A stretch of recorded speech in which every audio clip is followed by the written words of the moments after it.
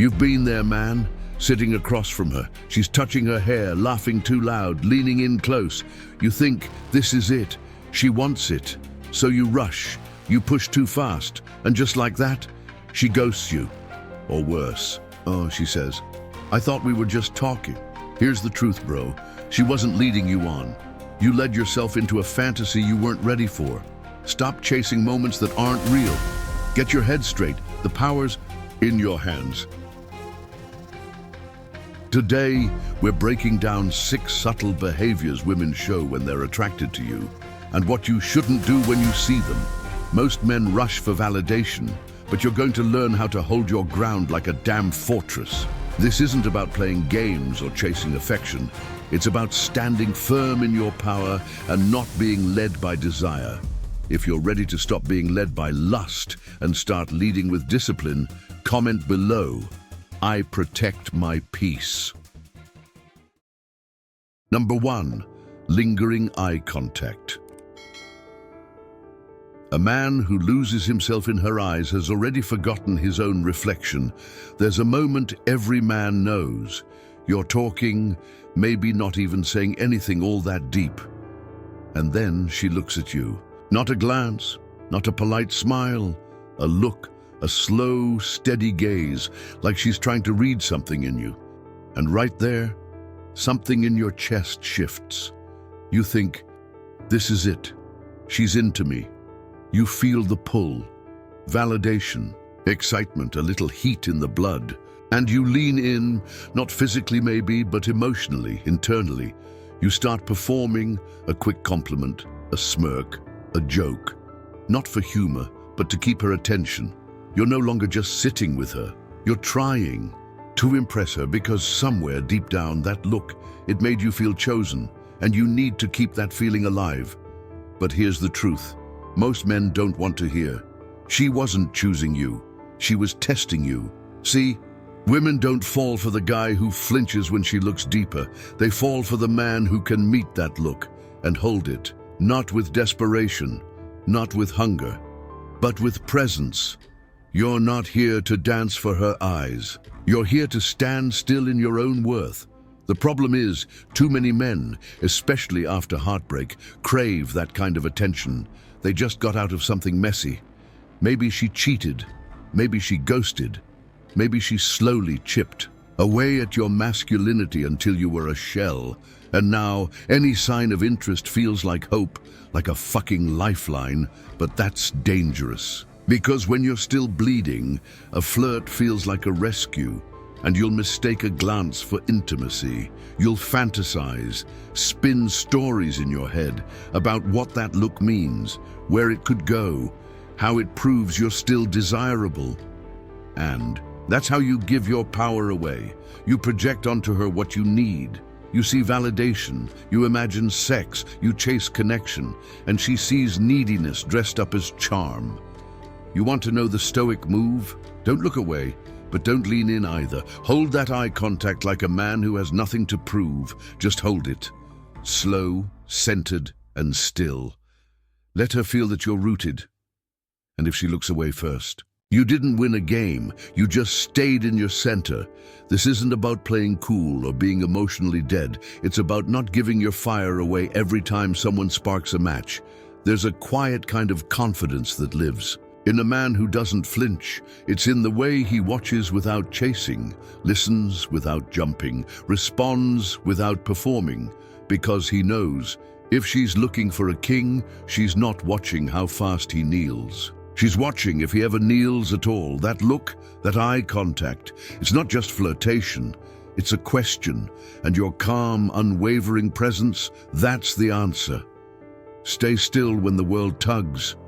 That's how men are built. Number 2, physical touches, arm, shoulder, back.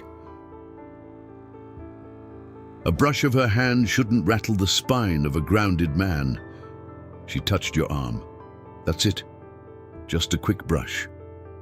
Maybe she laughed, leaned in, let her fingers rest on your shoulder for half a second longer than she needed to, and suddenly your mind's on a damn roller coaster.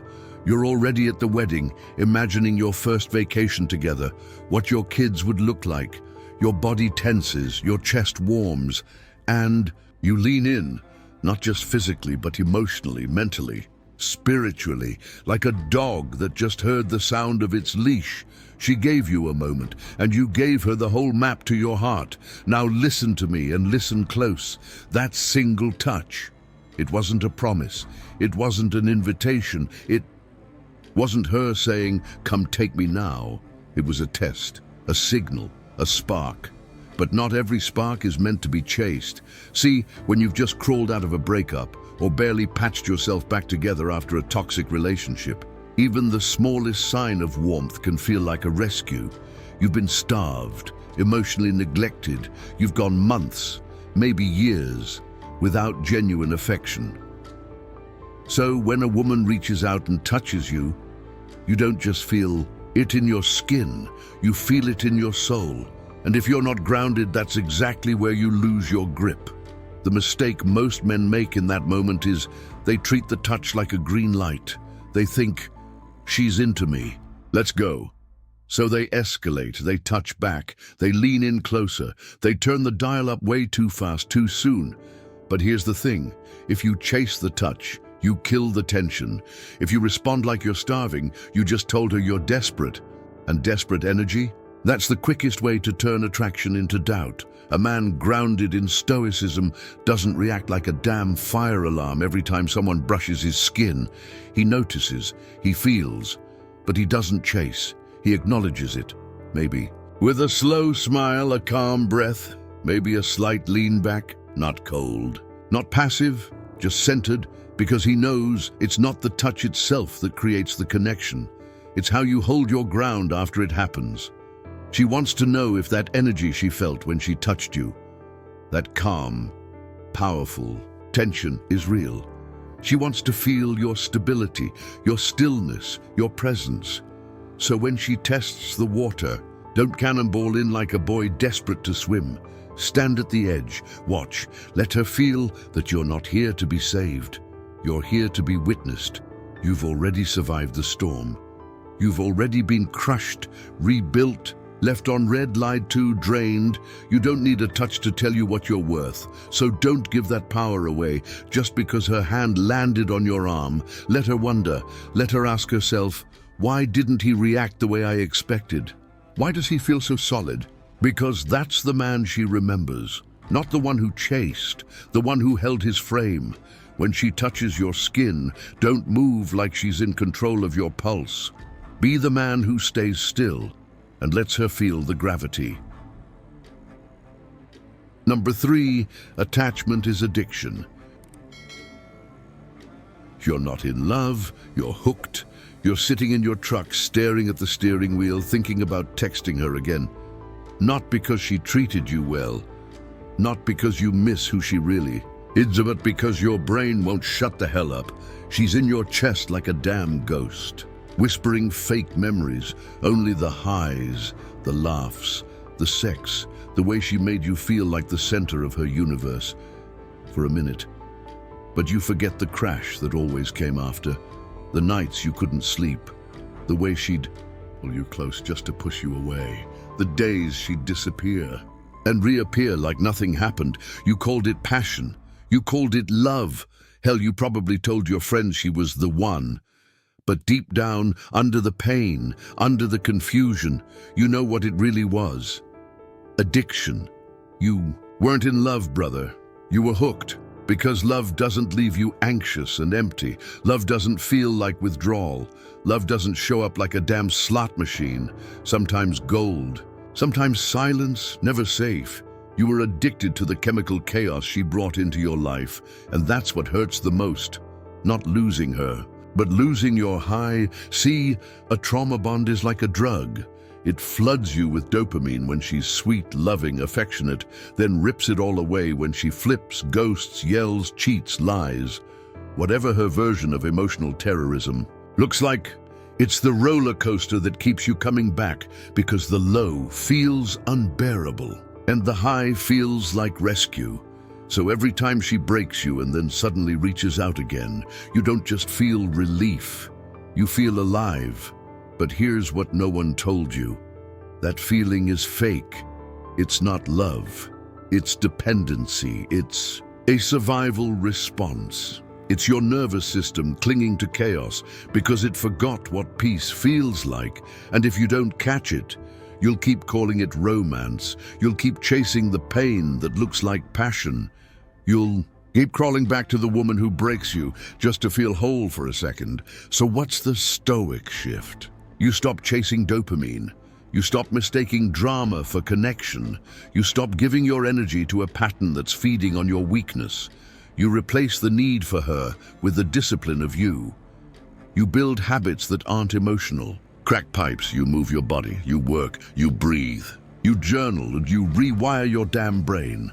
And when the urge hits, because it will, you remind yourself, I don't need her chaos to feel alive. You don't go back for a hit. You stand still, you sit in the discomfort, and you let your body learn what calm feels like again. Because real love won't burn your nervous system down. It won't dangle affection like a prize. It won't play push-pull games with your soul. You were never crazy. You were conditioned. But now you're awake. And every time you choose discipline over dopamine, every time you walk past the high that once held you hostage, you take your damn power back. If it takes breaking me to keep me, it was never love, it was a leash. And I don't wear collars anymore. Number 4, asking deep or personal questions. Your past isn't a therapy session, it's sacred ground. She leans in, eyes searching yours like she's trying to see past the surface. She asks that question, a deep one, a personal one. Maybe about the breakup, maybe about your past, maybe about the things you've never really told anyone, and you feel it, that pull, that feeling like you have to share, to be open, to connect with her. It's almost like she's giving you a pass to open up, to let her see you for who you really are. And for a second, you think this might be different. This might be someone who understands. So you start talking. You start opening up. You tell her the story, the breakup, the betrayal, the hurt. You tell her about the nights you cried alone, the times you couldn't sleep, the scars that are still healing. And with each word, you feel a little lighter. But then you realize something. She hasn't really earned this. She's not your therapist. She's not someone who's been there through the darkness with you. She's just someone you're still getting to know. And now you've handed her your whole damn trauma file. You've bled all over the place for someone who didn't ask for this and who sure as hell doesn't deserve this kind of emotional weight. That's the mistake. You overshared. Too fast, too soon. You think you're letting her in, you think you're bonding, but really you're just giving her the power to see your wounds and use them against you later. You're telling her stories that haven't healed, stories that haven't been fully processed. And in doing so, you're giving her the chance to see you as fragile, not strong. You're painting yourself as someone who needs fixing, someone who's still broken. And I get it, man. After a bad breakup, after a toxic relationship, you want someone to see you, to understand what you've been through. You want someone to hear your pain, to validate it. But here's the hard truth. Not everyone needs to know your pain right away. Not every woman you meet deserves to hear about the darkest parts of your soul. Your past is sacred ground. It's not a quick conversation piece to bond over. It's not a weapon to get sympathy. It's part of your story, a story that you're still writing. A story that doesn't need to be aired out just because someone asks you a question. There's a difference between being real and being raw. Being real means standing in the truth of who you are. Being raw means bleeding for someone who hasn't earned the right to see your scars. A Stoic man knows this. He knows that not every person, no matter how kind or sweet or seemingly understanding, gets to see the parts of him that are still in progress. He doesn't open the gates of his past to anyone who asks. He opens them only to those who've proven they're worth the vulnerability. So the shift here is this: be real, not raw. When she asks about your past, be honest. But don't lay it all out. Don't tell her every detail of your heartbreak, your childhood, your failures. Don't turn the conversation into a therapy session. Instead, share what's relevant in the moment, but hold back the parts of your story that are still sacred. You don't have to explain every wound to someone who hasn't earned the right to see the blood. Take control of your narrative. Don't let your pain define you to someone who's only just stepped into your life. And don't give anyone the chance to make you feel weak by sharing your brokenness too soon. Your vulnerability is a gift, brother. Don't give it away like a damn handout. The key here is strength. The Stoic mindset is about balance, acknowledging the pain you've been through without letting it control you. You can be real about who you are, about what you've experienced, without opening up every wound. When you withhold the rawest parts of yourself until the right person comes along, you're not hiding your truth. You're protecting your peace. You're protecting the integrity of your story. So next time she asks about your past, take a breath. Decide how much of your story you're willing to share. And remember, you don't owe anyone the depths of your pain. You owe yourself the strength to heal before sharing it. Your story is sacred. Let the right person earn the honor of hearing it. Number 5, texting first or checking in. Just because she texts first doesn't mean she's the one. It happens, doesn't it? You've been there. You're going about your day, minding your own business, trying to get back to yourself. And then it buzzes. A message. Her name flashes on your screen. You're not even sure why you check it immediately, but you do. You read it. She's asking how your day's going, or maybe it's just a little hey to keep the door cracked open. And before you even realize it, your chest tightens, your mind starts racing, and you're thinking, she's interested. This is it. She's thinking about me. And just like that, you're hooked. The problem, you start to act out of reaction. You're not living in the present. You're living for that next message. You start texting her more. You check your phone too often, waiting for a response. Maybe you even send multiple texts just to make sure she knows you're there. You become too available, too eager, too damn reactive. Here's the thing, bro. You're falling into a trap. It's a trap most of us have walked into, especially after a rough breakup or a toxic relationship. You've been left out in the cold, been ignored, had your time wasted. So now any hint of attention feels like salvation. But the moment you start reacting, the moment you start checking your phone as if your life depends on it, you've already given away your power. You've placed your happiness, your peace, your focus into someone else's hands. It's not about being unavailable or playing games. It's about holding your ground. It's about recognizing your value and not chasing someone else's validation. The simple truth is, your time is valuable. So what do you do when that text comes in, when you feel that temptation to dive into it immediately and send 100 messages? You stay grounded. You match the energy. If she texts first, great. Don't overanalyze it. Don't make it mean more than it is. Respond, sure, but don't make it your entire day. Don't make it everything. Don't let that one text set the rhythm of your whole life. It's about presence. Not being present with your phone, but being present with your purpose. Stay focused on the mission that you're on, whether it's work, your personal growth, your fitness, anything that demands your attention and focus. She's not the center of your world, and if you start treating her like she is, you'll lose your center. Here's where the Stoic move comes in. The discipline to not react, to keep your power in your hands. When she texts, you acknowledge it, but you don't drop everything for it. You don't make yourself too available. Instead, you stay centered. You stay calm. You remember that your time and energy are not for anyone who isn't equally invested. The Stoic mindset here is simple but powerful. Don't exceed the energy she's giving. If she's interested, she'll invest too. But if you're the only one reaching out, the only one giving, then what the hell are you doing? Why are you chasing someone who hasn't even earned the right to be chased? There's power in being able to control your responses. It's not about playing hard to get. It's about showing that your life is rich enough, full enough, that you don't need anyone's attention to feel whole. When you're grounded in your own value, texting and checking in don't become a need. They just become a part of the conversation. Nothing more, nothing less. Your mission is bigger than your phone screen. Don't fall into the trap of texting first out of anxiety, out of the need for attention, out of the desire to feel wanted. You've already been through enough to know that seeking validation externally only leads to disappointment. That cycle doesn't end.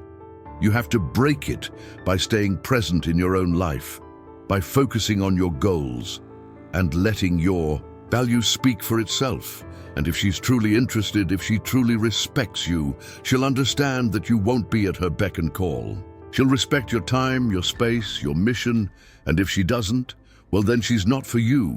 You don't need to be the one to text first to feel valued. Your time, your attention, your presence is a gift. And if someone doesn't appreciate that, they don't deserve it. The man who chases attention will always lose his own. Be present in your life first, and let everything else come second. Number 6, talking about sex indirectly. A man with patience is a man with power. You've been there. She leans in, drops a little hint, a suggestive smile, maybe even a playful comment about how good you look, or something that makes you feel like the room just got a little warmer. And in that moment, your mind starts running 100 miles an hour. You feel it, the tension in the air, the excitement. She's interested. She's into you. Maybe this is the moment. You think, all right, I got this. She's testing me, time to turn it up a notch. So what do? You flip the switch. You make it sexual. You go for the chase. You respond with something suggestive, something flirty. You dive straight into it, head first, like a rookie who hasn't learned the game yet. And now everything changes. The tension is gone. The mystery is gone. The power dynamic shifts. You just turned it into a game of, let's see who can outsex the other. But here's the cold, hard truth. That's the exact wrong move. The problem is this: you've been conditioned to think that the more you push, the more you get. You think that if you respond to her subtle hints with the same intensity, she'll want you more. You're looking for validation, for confirmation, for that approval that lets you feel like you're desirable.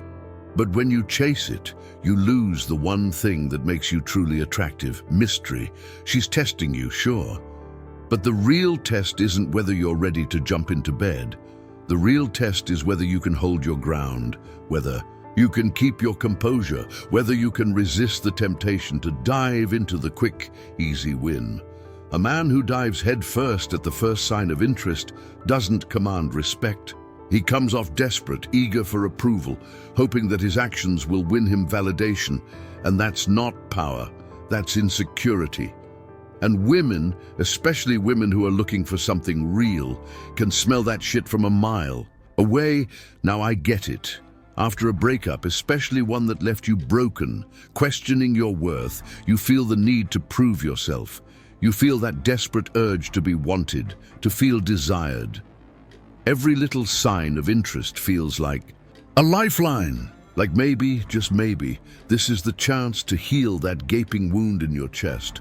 But let me tell you this, brother. Healing doesn't come from other people's validation. A man who's healed doesn't need to rush anything. He doesn't need to chase every hint of affection, every flirt, every comment. Instead, he sits in that tension. He holds it. He lets it build. He doesn't scramble to turn the conversation into something sexual just to feel good about himself. When you hold your ground, when you resist the urge to jump the gun, when you keep the tension alive, that's when you show her you're real. And power, that's when you stand tall, not just in your own worth, but in your ability to remain calm, cool, and collected in the face of temptation. Think about it. How much more powerful is a man who knows how to sit in the discomfort of sexual tension and let it build, instead of letting it go limp with a quick joke or a suggestive remark? The man who can sit with that tension and let her come to him is the man who's truly in control. He's not desperate. He's discerning. He's not chasing validation. He's setting boundaries, taking his time, and letting her show that she's interested, not just physically, but emotionally, mentally. That's the Stoic move here. Keep the tension. Let it simmer. You're not desperate. You're not a slave to your impulses. You're a man who knows that the best things in life don't come fast. They come with time. They come with patience. Let her wonder. Let her lean in closer. Let her start to question what you're really about. Because when you're patient, when you're the one holding the line, she starts to respect you. She starts to see that you're not in a rush, that you don't need her attention to validate your worth. And that, brother, is when you win. You don't need to make every conversation sexual. You don't need to take every hint as a green light. Let the game play out, let the tension build, and let her come to you. The man who holds his ground, who sits in the tension without breaking. That's the man who commands the room. That's the man who attracts women who are serious, not just looking for a quick fling. Patience is power. When you don't chase, that's when they'll chase you. Listen up, brother. The journey we've just talked about, it's not about getting the girl. It's not about chasing after fleeting moments of validation or approval.